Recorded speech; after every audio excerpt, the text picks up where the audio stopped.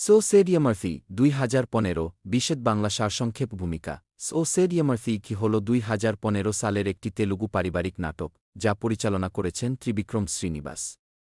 ছবিতে প্রধান চরিত্রে অভিনয় করেছেন আল্লু অর্জুন, সামান্থা রুথ প্রভু, উপেন্দ্র, নিত্যা মেনন, স্নেহা, আদাহ শর্মা, রাজেন্দ্র প্রসাদ এবং প্রকাশ রাজ। এই সিনেমাটি অ্যাকশন, ইমোশন, রোমান্স এবং কমেডির মিশ্রণ যা পারিবারিক মূল্যবোধ, নৈতিকতা এবং একজন মহান মানুষের উত্তরাধিকারকে কেন্দ্র করে গড়ে উঠেছে।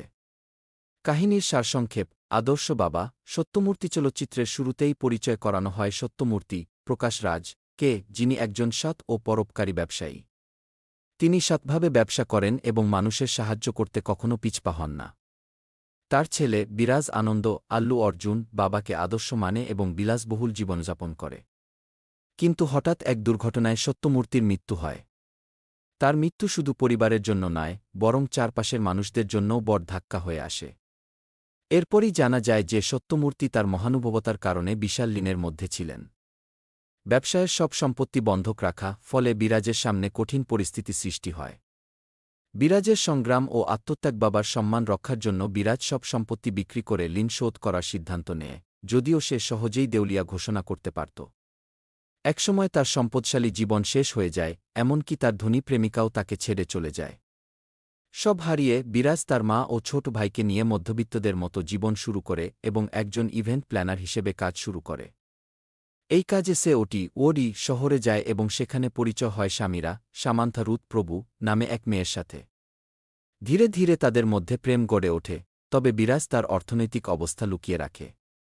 একটি কঠিন চ্যালেঞ্জ: বিরাজ যখন সামিরাকে বিয়ে করতে চায়, তখন তার বাবা পৈদা সম্পদ শিবরাও, রাজেন্দ্র প্রসাদ, যিনি ধনী ও লোভী ব্যবসায়ী, এই সম্পর্ক মেনে নিতে অস্বীকার করেন।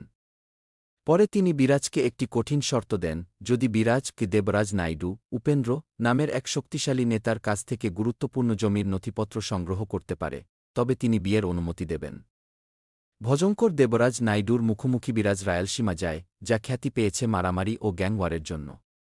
সেখানে সে দেখা করে দেবরাজ নাইডুর সঙ্গে, যিনি একজন নিষ্ঠুর ও শক্তিশালী নেতা। কিন্তু দেবরাজ জানেন যে সত্যমূর্তি একবার তাকে বাঁচিয়েছিলেন, তাই তিনি বিরাজকে সম্মান করেন। তিনি নথিপত্র ফেরত দিতে রাজি হন, তবে শর্ত দেন যে বিরাজকে তার বোন খিভল্লি, নিত্যা মেনন, কে প্রেমিকের সাথে বিয়ে করাতে হবে। বিরাজ বুদ্ধি ও কৌশল দিয়ে দেবরাজের পরিবারকে রাজি করায় এবং তাদের বিয়ে সম্পন্ন করায়। এতে দেবরাজের আস্থা অর্জন করে এবং তিনি জমির নথিপত্র দিয়ে দেন। চূড়ান্ত সত্য প্রকাশ পায় যখন বিরাজ ভাবে যে তার কাজ শেষ, তখন সে এক ভয়ানক সত্য জানতে পারে: একজন দুর্নীতিবাজ ব্যবসায়ী দেবরাজকে প্রতারণা করে জমির কাগজ হাতিয়ে নিয়েছে এবং গরিব কৃষকদের জমি আত্মসাৎ করেছে। এই জমি একসময় সত্যমূর্তি গরিবদের জন্য রক্ষা করেছিলেন, কিন্তু ব্যবসায়ীর প্রতারণার কারণে সেই জমি চলে যায়। এখন বিরাজের সামনে দুটি রাস্তা: এক, জমির নথিপত্র ফেরত দিয়ে সামিরার বাবার শর্ত পূরণ করবে। 2, ন্যায়বিচারের জন্য লড়াই করবে, যেমন তার বাবা করতেন। বিরাজ বাবার মূল্যবোধকে প্রাধান্য দিয়ে দুর্নীতিবাজ ব্যবসায়ীর মুখোশ খুলে দেয় এবং কৃষকদের জমি ফিরিয়ে দেয়। দেবরাজ নাইডু এবার সম্পূর্ণভাবে বিরাজের পাশে দাঁড়ান এবং তাকে সাহায্য করেন। পরিণতি ও শেষ অধ্যায়ে বিরাজ তার বাবার নৈতিকতাকে রক্ষা করতে সফল হয় এবং সমাজে সম্মান অর্জন করে। সামিরার বাবা, যিনি একসময় তাকে তুচ্ছ করেছিলেন, এবার তাকে যোগ্য জামাই হিসেবে স্বীকার করেন। শেষ দৃশ্যে বিরাজ ও সামিরার বিবাহ সম্পন্ন হয় এবং সত্যমূর্তির উত্তরাধিকার ও মূল্যবোধের বিজয় হয়। মূল বার্তা ও শিক্ষা: পারিবারিক মূল্যবোধ, বাবা মায়ের শিক্ষাকে সম্মান করা এবং তাদের আদর্শ ধরে রাখা। ন্যায়বিচারের জন্য লড়াই, সম্পদের চেয়ে নৈতিকতা বেশি গুরুত্বপূর্ণ।